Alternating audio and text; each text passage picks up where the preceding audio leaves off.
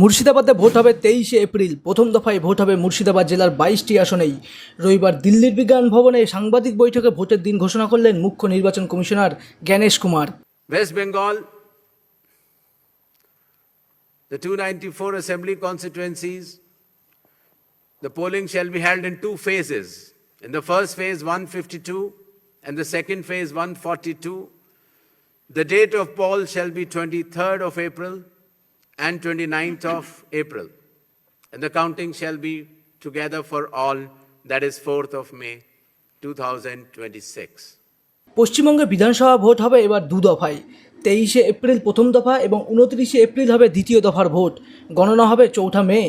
প্রথম দফায় ভোট হবে 152টি আসনে, দ্বিতীয় দফায় হবে 142টি আসনে ভোট। নির্বাচন কমিশন সূত্রে জানা গিয়েছে 23শে এপ্রিল প্রথম দফায় ভোট হবে মুর্শিদাবাদ জেলায়। পশ্চিমবঙ্গে গত বিধানসভা ভোট হয়েছিল 8 দফায়, তবে এবার ভোট হবে 2 দফায়। নির্বাচন কমিশন সূত্রে আরও জানা গিয়েছে পশ্চিমবঙ্গে বিধানসভা ভোটের প্রথম দফার গ্যাজেট নোটিফিকেশন জারি হবে 30শে March.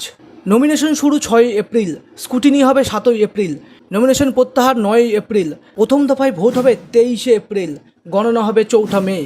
Bureau report, imagine community media.